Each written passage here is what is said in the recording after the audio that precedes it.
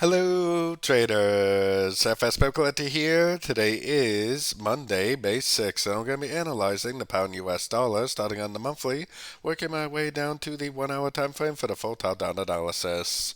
So, on the pound dollar monthly, I'm definitely still very bullish on this. I still think it's going to make a higher low, higher low. I think this is either going to go up and finish off an ABC, which would be a wave C, like expanding flat wave C, which would take it up beyond these highs, or possibly it's a running flat wave C, which if that's the case, it's likely to go down to the 100 or the 78% Fibonacci extension. Either way, either scenario, whether it's an expanding or whether it's a running flat, I think we have a lot of upside potential. So heading down to the weekly time frame. On the weekly time frame, I do believe this wave 2 right here is complete, running flat wave 2. That would make this a wave 1 of 3.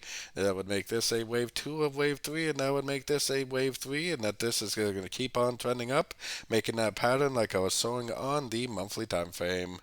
Taking it down to the daily time frame. On the daily time frame, I think that the wave 1 ends right here, 5 waves up for 1. I think this is a leading diagonal wave A. I think this is a wave B, and I think this is a downtrend for a wave C, right down to the 61.8. Now, until we actually break this structure, we can't prove it for sure, but I personally think the wave 2 is likely to be over. I think this is likely to be a bottom, and I think this is likely over the coming weeks to make higher highs, higher lows in this big wave 3. So taking it down to the 4 hour time frame. On the 4 hour time frame, I still think this 5 waves up is either a 1 or an A. I personally think it is a 1.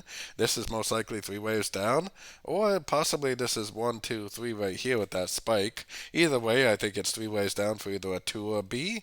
A or 1. Now we should be in a 3 or a C.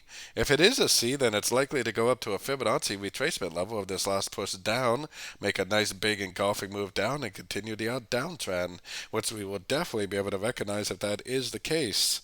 If it's not a wave C, but it really is a wave 3, then they will just keep on bouncing off fib levels, making higher highs, higher lows. You'll never get that end of a trend signal, but instead it will just keep on trending up in that big wave 3. So taking it down to the 1 hour time frame, I am definitely looking for longs.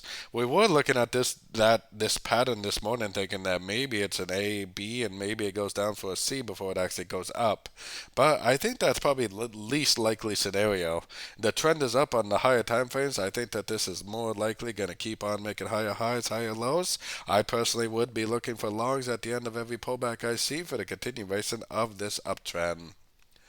So don't forget to join my free Discord channel, which is linked down here in the corner. And don't forget to check out my membership program that gives you access to all the daily live trading sessions.